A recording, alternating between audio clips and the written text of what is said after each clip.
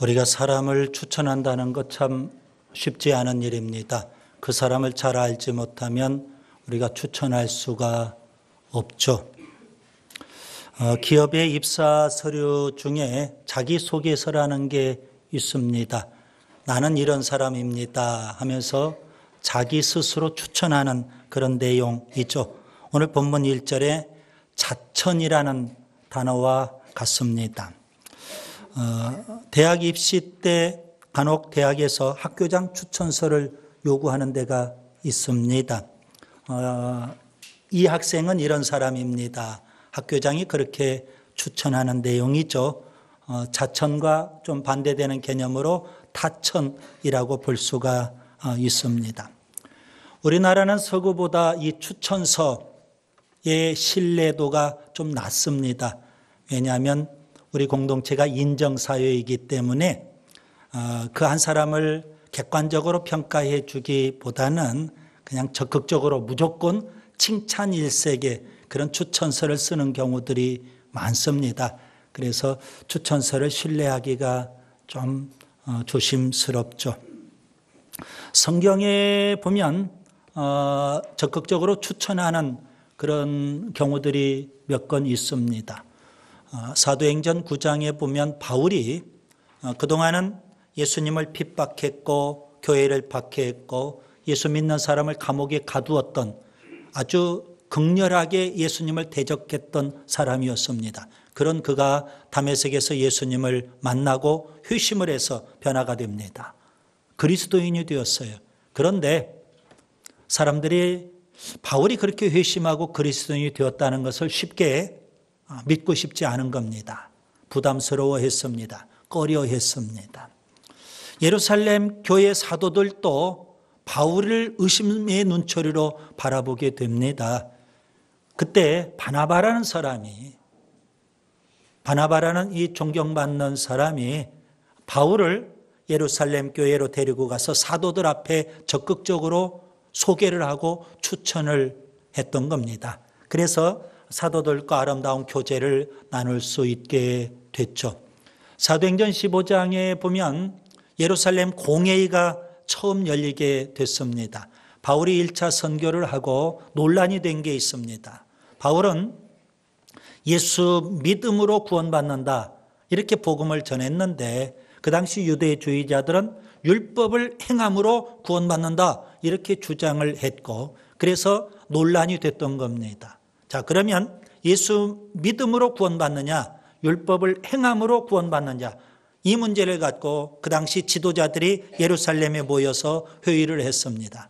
회의의 결론은 우리가 잘 알고 있듯이 예수 믿음으로 구원받는다는 그런 결론을 내렸고요. 그런 회의의 결론을 안디옥 교회에 보내야 됐습니다. 그때 예루살렘 교회에서는 유다와 실라라는 사람을 적극 추천을 합니다. 그래서 그 두 사람이 그 회의의 결과를 편지로 써서 안디옥 교회에 전하는 일이 있었습니다. 사도행전 20장에 보면 또 이런 일이 있죠.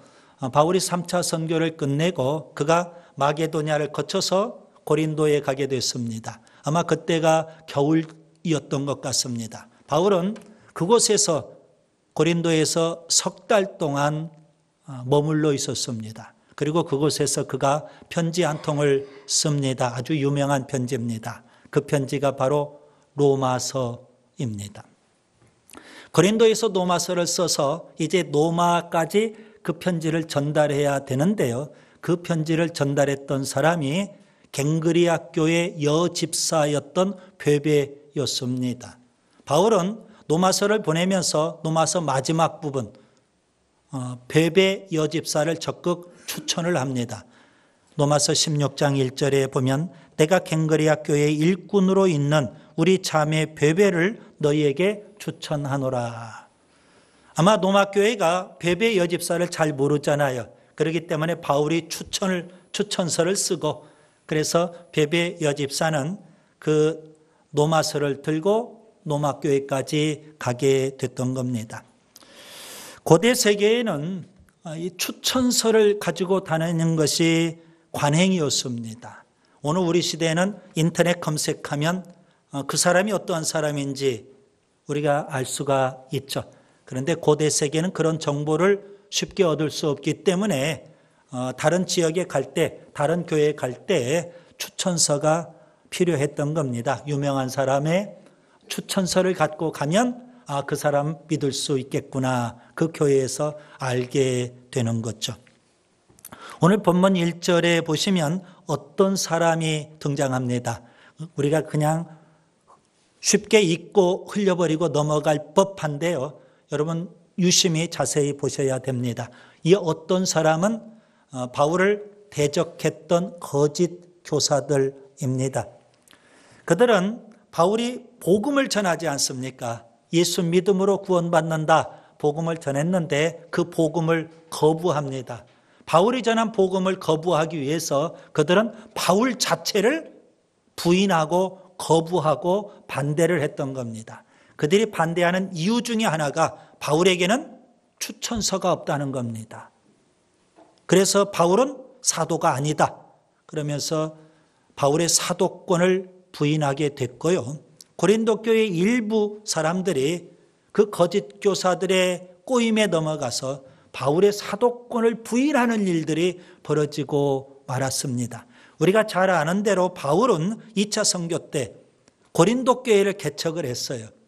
그리고 1년 6개월 이상 고린도에 머물면서 고린도 교회를 세웠고 그들을 양육한 거 아니겠습니까? 그런데 나중에 거짓 교사의 꼬임에 넘어져서 고린도 교회 일부가 바울의 사도권을 부인할 그런 일들이 벌어지게 됐던 겁니다.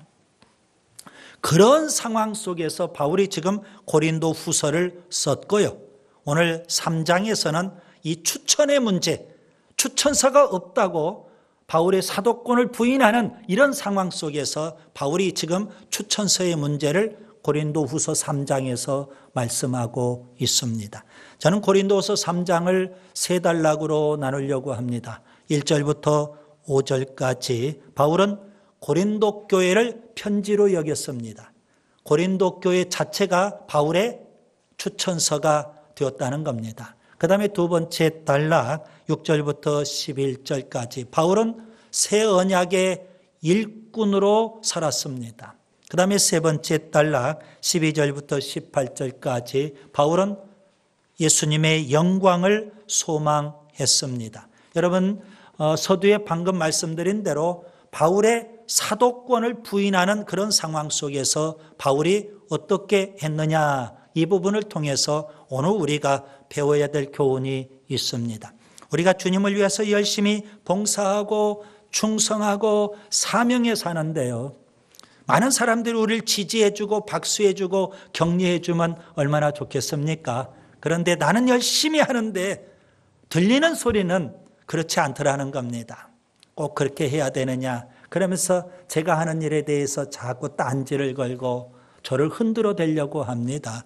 그래서 어떤 사람들은 시험에 들기도 하고 사명에 살다가 주저앉기도 하고 심지어 어떤 사람은 교회를 떠나고 더 어떤 사람은 예수까지도 떠나버리는 경우 열심히 봉사하고 사명에 살다가 이런 일들이 우리 주변에서 벌어지고 있는 것 아니겠습니까? 바울도 열심히 사명에 살았는데 사람들이 바울에게 당신이 사도요? 이런 경우입니다. 제가 열심히 목회하는데 제가 말씀으로 양육했던 성도 가운데 어느 누가 저에게 와서 당신이 목사요? 얼마나 충격이겠습니까? 얼마나 시험들 만한 일 아니겠습니까? 제가 맨 처음 예수 믿고 정말 뜨거운 열심으로 열심히 전도하고 사명에 살았는데요. 어느 날 저의 가장 친한 친구, 저에게 복음을 전했던 친구가 저에게 어느 날 보자고 해요. 그래서 찾아갔더니 저보고 귀신 들렸대요. 너 보니까 미쳤다, 미쳤다. 그 미친 게 귀신 들렸다. 그래서 제가 얼마나 충격을 먹었는지 모릅니다. 저는 예수에 미쳐가지고 열심히 복음을 전하고 그냥 오직 예수 이렇게 살아왔는데 그런데 그 친구가 보니까 미친 거예요. 그래서 귀신 들렸다고 저를 그냥 윽박지르고 그런 일이 있습니다. 충격이 되고 시험에 들 만한 일이 있죠. 여러분 이런 일들은 우리가 예배당 안에서 흔히 벌어지는 일들 아니겠습니까? 어떻게 해야 될까요? 바울에게서 우리가 지혜를 얻고 우리가 시험 들지 말고 바울처럼 더 사명에 살아야 되는 줄 믿습니다. 첫 번째, 바울은 고린도 교회를 편지로 여겼습니다. 고린도 교회 자체가 바울의 추천서였다는 사실입니다. 그는 말이 아니라 사역으로 본인이 사도인 것을 증명하고자 했습니다. 어느 누가 당신이 사도입니까? 그렇게 물어볼 때 나는 추천서가 있습니다. 추천서를 제시하는 것이 아니라 고린도 교회를 보세요. 내가 사도인지 아닌지는 고린도 교회를 보세요. 이렇게 바울은 자신 있게 말하고 있는 겁니다. 여러분, 거짓 교사들은 말입니다.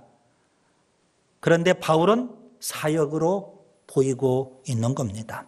여러분, 오늘 우리가 말이 아니라 사역이 중요하죠. 행동으로 보이는 게 참 중요하다는 말씀입니다.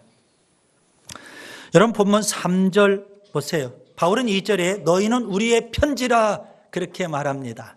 고린도 교회가 나의 편지고 나의 추천서라고 바울은 자신 있게 말했어요. 좀 더 구체적으로 3절에 보시면 너희는 우리로 말미암아 나타난 그리스도의 편지니 이는 먹으로 쓴 것이 아니요 오직 살아계신 하나님의 영으로 쓴 것이며 또 돌판에 쓴 것이 아니요 오직 육의 마음판에 쓴 것이라 했습니다. 바울은 이렇게 생각을 했습니다. 고린도 교회가 나의 추천서인데요. 고린도 교회가 나의 편지인데요. 그 편지의 원저자는 그리스도라는 겁니다. 그래서 3절에 그리스도의 편지다 이렇게 표현했어요. 원저자는 그리스도고요. 그걸 대필한 사람은 바울인 겁니다. 그럼 바울이 고린도 교회라는 편지를 쓸 때 그는 뭘로 썼을까요? 먹으로 쓴 것이 아니라 성령으로. 성령이라는 붓을 갖고 고린도 교회를 쓴 겁니다. 그래서 사람들이 당신이 사도요, 당신은 추천서가 없지 않습니까? 하면서 바울의 사도권을 부인할 때 바울은 고린도 교회를 제시하고 싶은 겁니다. 고린도 교회를 보세요. 내가 사도인지 아닌지는 고린도 교회를 보면 알지 않겠습니까? 바울은 그렇게 지금 말하고 있는 겁니다. 고린도전서 9장 2절에 보면 다른 사람들에게는 내가 사도가 아닐지라도 너희에게는 사도니 나의 사도됨을 주 안에서 인친 것이 너희라. 바울은 그렇게까지 표현을 합니다. 우리 같은 지방 안에 한 교회가 있는데요. 그 교회는 한 3,000명 정도 모이는 교회입니다. 굉장히 큰 교회죠. 얼마 전에 성전까지 건축하고 아주 힘있게 나아가는 그런 교회예요. 한 400억 들여서 성전을 건축할 정도 그런 힘있는 교회입니다. 그런데 지방의 안에서 교권 싸움에 휘말려 가지고 그 목사님을 싫어하고 반대하는 다른 측 목사님들이 지방의 재판위원회를 장악을 해요. 그리고 이 목사님을 지방에서 면직 심판을 해버렸어요. 이게 담임 목사가 아니라는 겁니다. 그 교회. 면직을 처분을 해버렸어요. 그리고 지방에서 치리 목사를 파송해요. 이제 담임 목사가 아니니까 새로운 치리 목사를 파송해요. 그런데요, 지방에서 다른 목사님들은 그 목사님이 싫어해가지고 그렇게 반대하고 심판하고 면직 처분을 내리고 치리 목사까지 파송해도 그 교회 99.9% 성도들은요, 그 목사님이 우리 목사님이라는 거예요. 전혀 흔들리지를 않더라는 겁니다. 그 목사님은 성락교회 보세요. 내 성도들을 보세요. 누가 옆에서 뭐라고 해도 내 교인들이 그걸 다 보는 거예요. 그분이 얼마나 헌신했고 얼마나 충성을 했고 교회를 세우면서 얼마나 희생했고 그런 거 교인들이 다 알기 때문에 여러분 오늘 바울이 사람들이 바울을 흔들어도 바울을 대적해도 바울을 부인해도 바울은 고린도 교회를 제시하고 있는 겁니다. 여러분 오늘 우리가 우리 된다는 것은 무슨 의미일까요? 그건 말로 되는 게 아니고요. 우리가 얼마나 열심히 교회를 세우기 위해서 헌신했느냐, 얼마나 충성했느냐, 그걸로 우리가 제시하면 되는 겁니다. 당신이 장로입니까? 당신이 집사입니까? 당신이 권사입니까? 그들 앞에 우리가 대들고 싸울 필요 없잖아요. 내가 헌신하고 충성하고 교회를 세우기 위해서 했던 그 일들이 바로 우리를 우리 되게 하고 우리를 증명해 주는 것이라고 저는 믿습니다. 그 다음에 두 번째 단락을 보세요. 6절부터 11절까지 바울은 새 언약의 일꾼이 되었습니다. 여러분, 하나님께서는 바울을 새 언약의 일꾼으로 세우셨어요. 새 언약의 일꾼이 있다면 옛 언약의 일꾼도 있죠. 새 언약이라는 것은 복음을 가리키는 거고 옛 언약이라는 것은 율법을 가리키는 겁니다. 그래서 바울을 대적했던 그리고 고린도 교회에 들어왔던 거짓 교사들은 율법을 주장하는 율법주의자들이었습니다. 그들은 바울이 전했던 복음, 곧 예수 믿음으로 구원받는다는 이 복음을 싫어해요. 율법을 행함으로 구원받는다. 그들은 그렇게 주장을 했던 거예요. 그래서 그들은 옛 언약의 일꾼이고 바울은 새 언약의 일꾼이 된 겁니다. 6절을 보세요. 율법은 정죄하고 죽이는 일을 하는 거고요. 복음은 우리의 죄를 사하고 우리를 살리는 일을 하는 겁니다. 여러분 7절부터 11절을 자세히 보세요. 옛 언약의 직분은 율법 조문의 직분이고 정죄의 직분이고 없어질 직분에 불과합니다. 반면에 새 언약의 직분은 영의 직분이고 의의 직분이고 영원한 직분이 되는 겁니다. 옛 언약의 직분과 새 언약의 직분은 비교할 수가 없습니다. 새 언약의 직분이 훨씬 더 영광스럽다는 거죠. 바울은 다메섹에서 예수님을 만나고 그가 회심하고 변화가 됐어요. 주님은 그를 이방인의 사도로 세우신 겁니다. 디모데전서 1장 12절에 그가 이렇게 고백하죠. 나를 능하게 하신 그리스도 예수 우리 주께 내가 감사함은 나를 충성되이 여겨 내게 직분을 맡기셨다. 주님께서는 바울을 이방인의 사도로 오늘 본문 표현대로 한다면 새 언약의 직분을 맡겨주신 겁니다. 그래서 바울은 누가 뭐라고 해도 율법주의자들이 바울을 거부하고 바울의 사도권을 부인해도 바울은 한결같은 자세로 하나님이 나를 직분자로 세워주셨다. 이런 믿음의 확신을 갖고 이 새 언약 복음을 열심히 전했던 겁니다. 여러분 누가 나를 흔들려고 해도 여러분 거기에 우리가 신앙이 흔들려 버리면 안 되잖아요. 그건 마귀가 좋아하는 거고요. 사람들이 마귀가 나를 흔들려고 해도 우리는 하나님이 나를 직분자로 세워주셨다. 이렇게 우리가 굳게 믿고 우리는 더 열심히 바울처럼 이 새 언약 복음 전하는 일에 힘쓸 수 있기를 바랍니다. 그 다음에 세 번째 단락을 보세요. 12절부터 18절까지 바울은 예수님의 영광을 소망했습니다. 여러분 오늘 본문에 보면 영광이라는 단어가 나와요. 새 언약의 직분도 옛 언약의 직분보다도 영광스럽죠. 바울은 세 번째 단락에서 그가 영광을 소망하는데요. 어떤 영광을 소망했을까요? 여러분 13절에 보시면 두 가지 영광이 언급되어 있어요. 하나는 모세의 일시적인 영광이 있고 또 하나는 예수님의 영원한 영광이 있어요. 이 예수님의 영원한 영광을 바울은 소망했던 겁니다. 본래 유대인들에게 하나님께서 구약 성경을 주셨죠. 그런데 그들은 왜 구약 성경을 통해서 예수님의 영광, 영광스러운 그 예수님을 보지 못했을까요? 이유가 있는데요. 16절부터 18절에 보시면 그들의 완고한 마음에 수건이 덮여져 있기 때문에 그렇다는 겁니다. 마치 이스라엘 백성이 출애굽을 했죠. 그리고 그들은 시내산에 도착을 해서 하나님과 언약을 맺어서 하나님의 백성이 되어 그때 하나님께서 모세에게 시내산으로 올라오라 그랬어요. 모세는 40일 금식을 하면서 하나님 앞에 나아갔어요.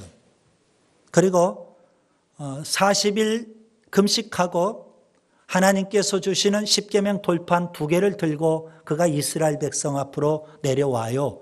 그런데 40일 동안 하나님 앞에 하나님을 대면했기 때문에 모세의 얼굴에는 광채가 났어요. 하나님의 빛이 임해서 광채가 나게 됐고, 그가 이스라엘 백성 앞에 십계명 돌판을 들고 나왔을 때 이스라엘 백성이 모세의 얼굴을 제대로 쳐다보지를 못했던 겁니다. 여러분, 우리가 태양을 똑바로 응시할 수 있습니까? 어렵죠. 태양보다 더 밝으신 하나님의 빛을 받은 모세, 그 얼굴에 광채가 나니까 이스라엘 백성들이 모세의 얼굴을 제대로 바라보지 못하고 모세 앞에 두려워 떨었던 겁니다. 그래서 모세가 그 얼굴에 수건을 덮었어요. 그것을 연상하면 되겠습니다. 이스라엘 백성들이 구약 성경을 통해서 왜 영광스러운 예수님을 보지 못하게 됐을까요? 그들의 완고한 마음에 수건이 덮여져 있기 때문에 그 예수님의 영광의 빛을 바라보지 못하게 된 겁니다. 영광의 예수님 앞에 나오면, 여러분 오늘 16절부터 18절에 보시면 영광스러운 그 예수님 앞에 나와야만 성령님께서 우리 마음에 덮여져 있던 수건을 거두어 주시고 예수님의 그 영광을 우리가 바라볼 수 있게 주시는 겁니다. 여러분 본문 18절을 보세요. 굉장히 중요한 말씀이 거기에 담겨 있는데요. 우리가 다 수건을 벗은 얼굴로 거울을 보는 것 같이 아주 선명하게 주의 영광을 보매 그랬습니다. 예수님의 영광을 볼 수 있어야 되는 줄 믿습니다. 그래야만 그와 같은 형상으로 변화가 될 수가 있는 거예요. 예수님의 영광을 보고 그런 다음에 예수님과 같은 형상으로 우리가 변화가 되고요. 그리고 끝내는 영광에서 우리가 영광에 이르게 된다는 겁니다. 누구로 말미암아요? 성령으로 말미암아. 성령으로. 우리 마음을 덮고 있는 수건을 성령이 걷어주셔야만 우리가 예수님을 바라볼 수가 있게 되고 예수님을 믿을 수 있게 되는 겁니다. 그런 은혜가 우리에게는 이미 주어진 줄 믿습니다. 여러분, 저는 오늘 본문 18절을 좀 더 교리적인 용어로 쉽게 설명을 해드리려고 합니다. 우리가 예수님 앞에 나오면 주의 영광을 우리가 볼 수 있게 돼요. 그래서 우리가 예수님을 영접하고 믿고 구원받는 거 아니겠습니까? 이것을 교리적으로는 중생이라고 표현합니다. 주의 영광을 볼 수 있어야 되는 거예요. 주님의 영광을 보고 끝나는 거 아니죠. 그와 같은 형상으로 변화가 된다. 영광스러운 예수님을 우리가 닮아가는 겁니다. 이것을 교리적으로는 성화라고 표현합니다. 그리고 끝내는 영광에서 영광에 이르게 된다. 그 예수님의 영광에 우리가 이르게 된다. 천국에 가게 되는 거죠. 이것을 교리적으로는 영화라고 표현합니다. 맨 처음 예수님을 우리가 믿고 중생하게 돼요. 중생했으면 이제 평생 우리가 죽는 날까지 성화, 예수님을 닮아가는 성화의 삶을 살게 돼요. 그리고 끝내 우리가 천국에 가서 예수님의 영광을 우리가 덧입게 되는 줄 믿습니다. 영화죠. 바울은요, 사람들이 바울을 부인해요. 거짓 교사들의 꼬임에 넘어져서 바울이 그렇게 힘쓰고 해서 세웠던 고린도 교회 일부가 바울의 사도권을 부인하기까지 해요. 그러나 바울은 시험 들지 않아요. 거기에 연연해하지 않아요. 그런 사람들의 소리에 그가 낙심하지 않아요. 그는 오로지 뭐합니까? 주님의 영광만 소망하고 있어요. 날마다 그는 영광스러운 그 예수님을 소망하고 예수님으로 충만하고 예수님을 닮아가는 삶을 살았더라는 겁니다. 세례 요한이 예수님을 보죠. 사람들은 예수님을 봐도 그분이 영광스러운 메시아라는 걸 모르는데 세례 요한은 예수님을 보고 그 영광스러운 예수님을 보고 그는 사람들 앞에 이렇게 증언합니다. 요한복음 1장 29절에 세상 죄를 지고 가는 하나님의 어린 양이라고. 요한복음 1장 33절에는 성령으로 세례를 베푸시는 분이라고요. 요한복음 1장 34절에는 이분이 바로 하나님의 아들이라고 그렇게 증언하고 있지 않습니까? 예수님을 봐야 되는 줄 믿습니다. 예수님을 사모하시기 바랍니다. 예수님을 소망하시기를 바랍니다. 예수님의 영광으로 충만한 은혜가 있기를 바랍니다. 누가 뭐라고 해도 거기에 우리가 좌로나 우로나 휩쓸릴 것도 아니고 우리가 낙심할 것도 없고요. 우리는 예수님만 바라보고, 아멘. 예수님만 바라보고 예수님만 더욱 닮아가는 삶이 될 수 있기를 바랍니다. 이제 말씀을 정리합니다. 고린도 교회는 바울이 2차 선교 때 개척한 교회입니다. 고린도 전서는요, 바울이 3차 선교 때 에베소 지역에서 썼던 편지입니다. 그리고 고린도 후서는 바울이 마게도냐 지역에서 그가 썼던 편지입니다. 고린도 전서와 고린도 후서, 우리가 지금 고린도 후서를 보고 있는데요. 고린도 교회 안에 거짓 교사들이 들어왔습니다. 그들은 바울이 전한 복음을 거부합니다. 심지어 바울도 거부해버립니다. 바울이 전한 복음은 예수 믿음으로 구원받는다는 겁니다. 그런 복음이 싫어서 그들은 바울 자체를 거부해버리는 겁니다. 그래야만 바울이 전한 복음도 거부하는 것이 되니까. 그래서 그들은 율법을 행함으로 구원받는다, 이렇게 주장했던 율법주의자들이었어요. 그들이 바울을 반대하고 거부하기 위해서 바울에게는 추천서가 없다, 그러면서 바울을 흔들고 있는 겁니다. 그럼에도 불구하고 바울은 흔들리지 않고 여전히 사명에 살았어요. 저체 그는 고린도 교회를 편지로 여겼습니다. 고린도 교회를 위해서 땀 흘려 봉사하고 충성하고 헌신을 다했던 겁니다. 여러분, 누가 뭐라고 해도 올 한 해 바울처럼 우리는 교회를 더 섬기고요, 아멘, 교회에 더 많이 땀 흘려 봉사하고 충성하고 헌신하는 우리가 될 수 있기를 바랍니다. 바울은 새 언약의 일꾼으로 열심히 복음 전하는 일에 힘썼습니다.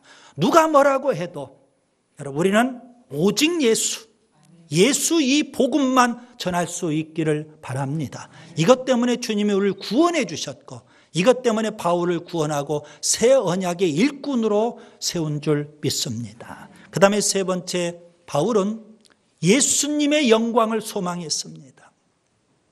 예수님을 바라보고 예수님을 믿고 구원받았던 그는 예수님을 날마다 닮아가기를 원합니다. 예수님으로 충만하고 예수님의 영광으로 충만하고 예수님을 닮아가는 삶을 살아야 되는 줄 믿습니다. 우리가 천국에 그 예수님의 영광을 온전히 덧입을 때를 소망하면서 이 땅에, 여러분, 우리가 누가 뭐라고 해도 거기에 우리가 시험될 것도 없고 낙심할 것도 없고요. 우리는 오로지 예수님으로 충만하고 예수님을 닮아가는 삶이 될 수 있기를 바랍니다.